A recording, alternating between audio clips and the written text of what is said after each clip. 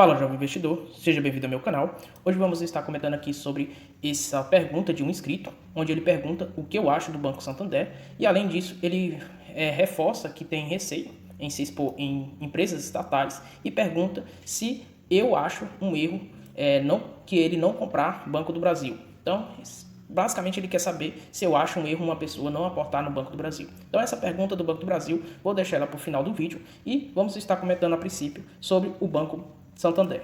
Mas antes de comentar sobre isso, gostaria de convidar você a se inscrever no meu canal. O canal já consta aí com 622 inscritos, então ele cresce dia após dia. O canal vai comentar aqui sobre resultados trimestrais das principais empresas listadas na Bolsa, assim como acompanhar a carteira e o crescimento da carteira do canal rumo à liberdade financeira, no médio a longo prazo, ou seja, entre 15 a 20 anos. Então, sem enrolação, a gente vai para o vídeo. Então, basicamente, para responder essa pergunta, vamos analisar aqui a empresa e as cotações do pregão. Fechou aqui em R$ 28,60. Se a gente observar nos últimos, colocar na máxima aqui, nos últimos tempos, a empresa já chegou a ser cotada aos patamares de R$ 22,00 e cotadas também aos preços de R$ 43, R$ 48. Então, topos aqui de R$ 45, as pessoas estavam comprando muito SAMP. Lembro muito sobre o boom de comprar SAMP e todos falando para comprar tickets do Banco Santander. E aí, pá, caiu os preços por causa da pandemia. Aí ninguém mais queria saber do ticket. E aí volta de novo a crescer, todo mundo falando em SAMP. E nesse momento, ninguém recomenda Banco Santander, assim como também não recomendo o Banco Bradesco. Vamos avaliar então alguns fatos aqui fundamentalistas que a gente vai observar. Preço sobre o seu valor patrimonial, praticamente aqui sendo negociado a seu preço justo. Então, valor patrimonial da empresa deve estar aqui nos patamares de R$ 28,60. E sua cotação também, o que faz seu patrimônio, seu preço sobre o valor patrimonial, está cotado a uma vez. Ou seja, preço justo aqui da cotação com o valor patrimonial. O que nos dá aqui um preço sobre seus lucros de 7,4 vezes. Isso significa que em até 7 anos e alguns meses você consegue todo o retorno dos seus investimentos na empresa. E nos últimos 12 meses, valorização aqui de menos 7,9%, o que isso significa? Absolutamente nada.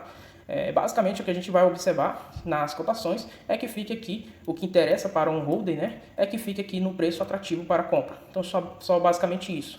Não ficamos vendo cotações e acompanhando cotações.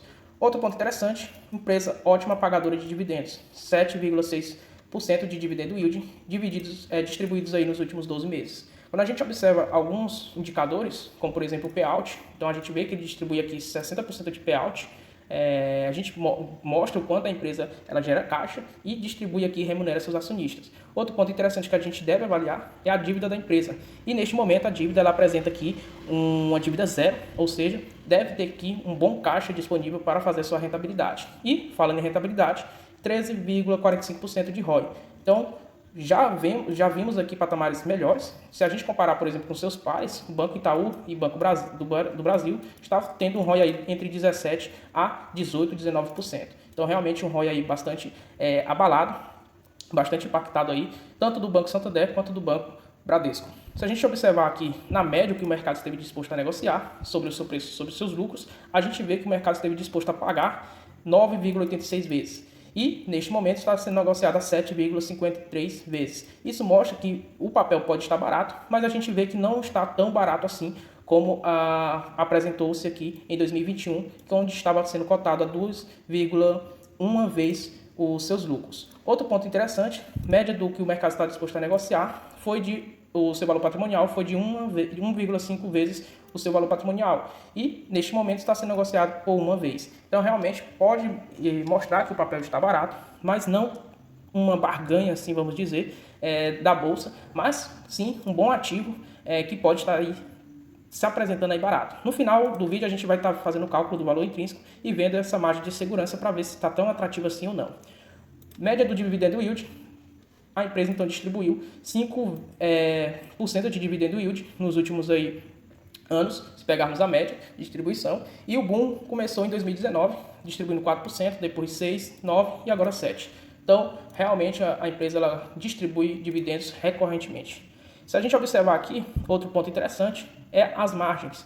Então a gente vai buscar aqui indicadores de margem. A margem líquida aqui da empresa ela se apresenta muito boa, mantemos patamares aqui de 10% no mínimo. Então, nos últimos anos aí, a gente tem boas margens da empresa. As margens alargadas assim indicam que a empresa gera muito caixa, onde esse caixa pode ser distribuído para os seus acionistas, para os seus sócios, e o outro para investir ou deixar ali disponível para eventuais crises financeiras, como se apresenta no momento atual. Quando a gente vai observar então alguns balanços da empresa, a gente vai observar que no ano de 2022 não foi um ano muito interessante para o Banco Santander, onde ele teve aí as suas provisões de devedores duvidosos muito elevada, fazendo com que seus lucros despencassem, e a promessa para 2023, para o corrente ano, é que eles se recuperem e voltem a crescer novamente. E fazendo isso, eles esperam então que aconteça essa retomada de crescimento pela expansão da sua carteira de crédito e pela inadimplência reduzida. Basicamente isso aqui eu não acredito que irá acontecer, porque a Americanas pediu recuperação judicial e um dos bancões que a Americana mais deve é o Banco Santander. Então ela está na listazinha ali, então acredito que o banco deverá provisionar isso, essa inadimplência do setor varejista, das lojas americanas. Então as provisões deverão aumentar, fazendo então com que os lucros caiam aqui mais um pouco, e acredito que seja de forma pontual. Além disso, eles destacam aqui que os custos se manterão aí controlados, e a gente vai observar isso em slides posteriores. Outro ponto interessante: margem financeira caiu 5% se compararmos ao ano anterior, de 2021, e a margem de clientes, isso aqui é muito interessante para o banco e é um ponto positivo, crescimento de 26% se compararmos ao ano de 2021. Além disso, a gente vê que o banco ele lucrou no terceiro tri de 2022 3,1 bilhões de reais. Então estamos falando de uma empresa que está sendo cotada ao seu preço justo e consegue fazer de lucro líquido em apenas 3 meses 3 bilhões de reais. Então temos empresas aí que está cotada 4 vezes o seu valor patrimonial e não lucra absolutamente nada, como por exemplo as fintechs aí, o Banco Inter, Nubank, entre outras. Então, Banco Santander cotado aí uma vez o seu valor patrimonial, lucrando em apenas 3 meses 3 bilhões de reais. Se a gente for observar aqui a rentabilidade, a gente vai ver que ela vem diminuindo desde 2018, ela vem caindo, chegando aos patamares aí de 19%. Então realmente aí uma rentabilidade, mas ainda apresenta ser um banco bastante eficiente. Se a gente observar, por exemplo, as provisões de devedores duvidosos, chegou aos patamares aqui de 16,6 bilhões de reais nos 9 primeiros meses de 2022, um aumento aí de 63% se anualizarmos isso, em comparação ao ano de 2021. Então, realmente foi uma provisão bastante elevada, o que fez despencar seus lucros e o que justifica também as quedas aqui nas suas cotações. Lembrando que o Banco do Bradesco, ele aumentou suas provisões de devedores duvidosos em 116%. Então, realmente, aí, os bancões aí vêm sofrendo bastante com a inadimplência. Inadimplência, então, de 15 a 90 dias, chegando aos patamares de 4,3% e acima de 90 ou acima de 90 dias, 3%. Então, realmente, inadimplência bem elevada se compararmos com o setor financeiro nacional, que está de 2,8% na média.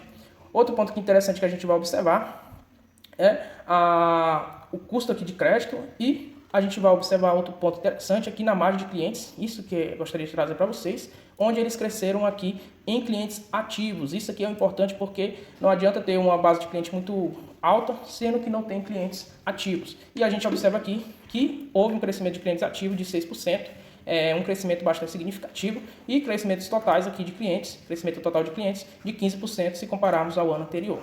A gente vai observar também outro ponto interessante nos resultados aqui do banco, as margens. A gente vai observar que o lucro líquido da empresa caiu 10%, justamente sofrendo por aquelas provisões de devedores duvidosos e também a inadimplência, onde eles afirmam que irá melhorar no corrente ano, em 2023, porém acredito que isso não irá acontecer e provavelmente irão reportar um lucro um pouco ainda menor. Então, previsão de lucros aí para o ano de 2022, fechar o quarto tri, quando eles apresentarem o resultado, deve fechar aí nos patamares de 14 bilhões de lucro líquido, e o ano de 2023 devem fechar entre 14 a 15 bilhões de lucro líquido. Estamos falando aí talvez de uma grande oportunidade de entrar no banco por causa dessas quedas pontuais em seus lucros, e cotações tendem a seguir resultado. Então, se a gente vê os resultados despencarem, a gente vai ver também as cotações despencarem. Então, cotações vão sempre seguir resultado, porém, quando esse resultado dessas quedas é pontual e volta a crescer novamente, as cotações tendem então também a seguir os seus resultados, a fazer o mesmo movimento. Então, sempre ter paciência, focar na qualidade da carteira. Sabemos que o cenário não é para sempre, essas provisões não é para sempre, e é acreditar aqui então nos fundamentos da empresa. Outro ponto interessante é a eficiência, que praticamente cresceu um pouquinho, de 1,2 pontos percentuais, compararmos ao ano de 2021, totalizando aí uma eficiência de 35,7%, então realmente é um dos bancos mais eficientes do Brasil. E a gente vai observar também aqui a sua carteira, onde teve um forte crescimento no trimestre, chegando aos patamares aí de quase R$500 milhão na sua carteira, um crescimento, se anualizarmos isso, de 7,5%, e se contarmos aqui com outras operações, totaliza aqui 565,9 milhões de reais na sua carteira. Então, realmente, a sua carteira cresce e tendo uma melhor qualidade na captação aqui de recursos. Índice Basileia aqui, então, chegando aos patamares de 14,5%, bem melhor do que apresentado em junho de 2022, que era de 14,2%, e bem melhor do que apresentado no ano de 2021. Então, o índice de Basileia aqui melhorado, ponto positivo aqui para o banco. Outro ponto interessante é que a carteira aqui coletou um aumento aqui de 64% na captação aqui de pessoas físicas e através aqui de movimentações de empréstimos consignados. Então, empréstimos consignados significa boa qualidade aqui nesse crescimento aqui na carteira do Banco Santander, pois basicamente a pessoa física vai receber seu salário e automaticamente já vai ser descontado no seu empréstimo o valor acordado. E lembrando que os juros é bastante alto que é cobrado. Outro ponto interessante, eles falam que controlaram o crescimento aqui dos custos das despesas abaixo da inflação, só que a gente observa que a inflação não é 10,44% como eles apresentam aqui. Então eles irão atualizar esse dado. A inflação fechou o ano a 5,8% ou 5,9%. Então se a gente observar aqui, os custos cresceu acima da inflação, porém nada absurdo. A gente vai observar aqui então que os custos totais das despesas gerais cresceram aqui 6,8%, bem menor do que a taxa Selic, por exemplo, que está a 13,75% e um pouco acima da inflação, mas nada absurdo. Porém, esse custo cresceu bem mais do que os seus players, os seus pares. Então, realmente aí despesas estão controladas, mas nem tanto assim. É um ponto de alerta aí para ser observado na questão do controle dos custos da empresa. Outro ponto que a gente vai observar é a qualidade da carteira do Banco Santander. E que a gente vai observar que essa exposição de pessoa física em inadimplência acima de 90 dias está muito alta, bastante elevada, uma das mais altas desde o terceiro trimestre de 2019, chegando aos patamares de 4,3%. E se a gente observar de 15 a 90 dias, 6,1%. Realmente uma inadimplência muito alta para a pessoa física, e eles preveem uma melhora nesse cenário, justamente porque o governo irá injetar dinheiro na economia, e esse dinheiro do Bolsa Família, que vai ser chamado assim agora, está fora do teto de gasto. Então, fora do teto de gasto aqui, vai fazer com que essas pessoas, então, liquidem aqui suas dívidas e também voltem a gastar mais dinheiro.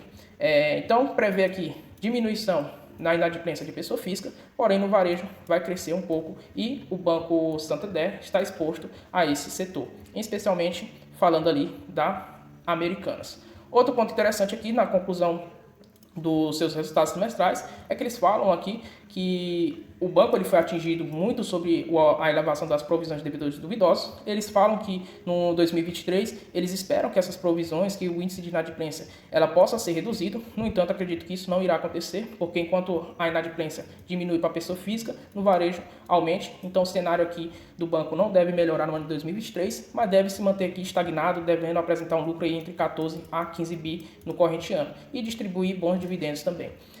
Outro ponto interessante aqui que a gente vai avaliar, então, é o seu preço. Então, a gente vai observar aqui o seu preço, valor intrínseco da ação, então, R$ 41,48, desconto, então, de 10%, uma taxa de desconto aqui, que é a próxima aqui da taxa Selic.